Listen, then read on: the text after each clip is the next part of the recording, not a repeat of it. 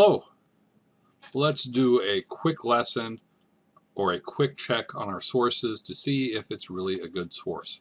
What should you be looking at to know if your source is something that you want to use to answer your research question? So what are we going to check? We're going to ask, where it is, who wrote it, is the source current, and is it accurate? These are four important questions that you need to evaluate to determine if you want to use a source or not. So the first one is, who wrote this article? Who is the author? If there is no author, why is that author not listed? Is it just reposted by somebody else? Is there nobody? Is it published by a university and the university wrote it instead of just a person? Maybe the whole science department at MUSC wrote it. Then, that's acceptable. But if you don't even know who published it or why the authors aren't there, you might want to question, should I use this? And what do you know about this author if the author is there? It's one thing to say written by Jane Smith. Who is Jane Smith? Is Jane Smith the PhD in virus technology? Is she the janitor at the university? Does it say somewhere in here who this person is?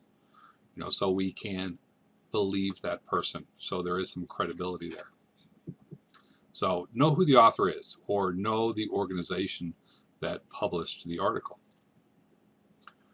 And where is this article from? Right? Just look in the address bar. .edu, the universities are usually credible. .gov, their job is to provide information to the public. So government websites are generally very credible and reliable. If it ends in .com, that's a commercial site. And the business, they're in the business of profit is what it is. So whoever runs this website, their goal is money.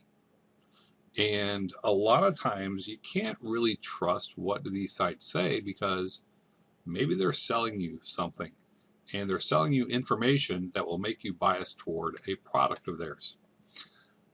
If the website ends in .org, you really have to be careful with that because .org is for a nonprofit organization, and there are a lot of good ones out there that do a lot of good research, but anybody can make a .org website. I've made several, and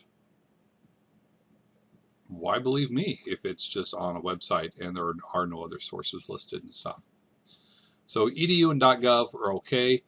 Be wary about other websites. Now, if you get it from a database, such as Gale Resources, they've done a lot of that work for you. Is the article current? When was this thing written? If you're doing an article about how polio affected society, someone with some depth or historical approach to this, and they wrote it, say, last year, and they could talk about everything in society that has changed because of this disease, it would have a better picture of that change than someone who wrote an article in the 1950s about what was going on, because it was too new then. So a new approach to something is generally better, but it doesn't always have to be current.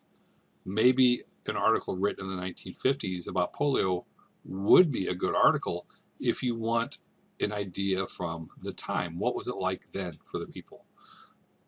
So then it might be good. So you really need to ask yourself, how current is it? Does it need to be current? Generally, the more current, the better. Is it accurate? Now, this is a tricky question to answer because we're doing this research to learn something. We don't know. So when we're asking, is it accurate? What we're really asking is, do we trust this article? Okay. Do we trust this article to tell us the truth? And just look at it. When you read it, are they citing other sources? Are they letting you know where they got this information from?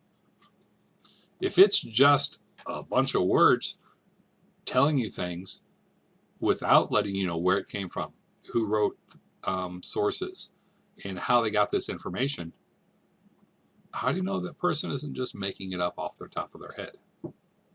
Okay. When you write your research paper, you are going to cite all of the sources.